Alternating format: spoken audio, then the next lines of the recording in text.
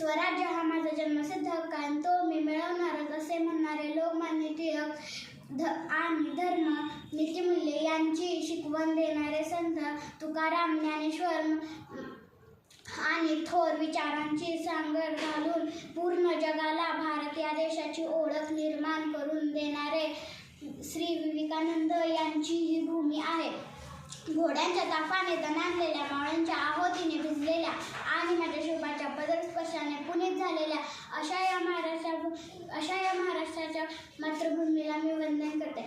मी दर्शना शरद हळदे पाटील, इयत्ता 3ची विद्यार्थिनी. आपणासमोर विषय घेऊन येते.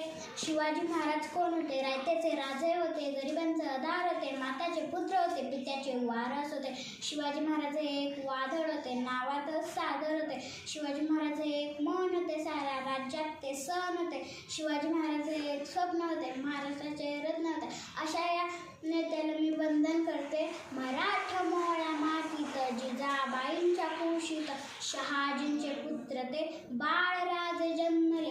भाला फेक तलवारी रणनीती घोडस्वार व्यवहार कारभार नेताने शिकले. रैरेश्वराच्या मंदिरे साथीला सवंगडी वय वर्ष 16 स्वराज्य प्रण निर्मिले.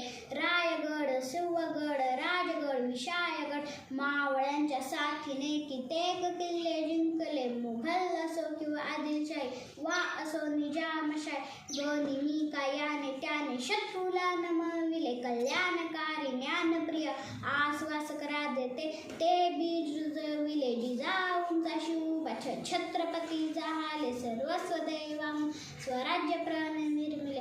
अशा या थोर नेत्याला मी वंदन करते. इंद्रजिमी जंबपर वाडोज वंबपर रावण सदंबपर रघुकुल राजे पौनपारी बहापर शंभूराजे नहापर जोसहस्र बाहुपर रामभुज राजे दावा धुंदन सफर चितामृजन सफर भूषण बिपिन सफर जैसे मुगराजे तेजतम अनसफर कानजी मकन सफर जो मच्छेल बन सफर शेर शिवराज है.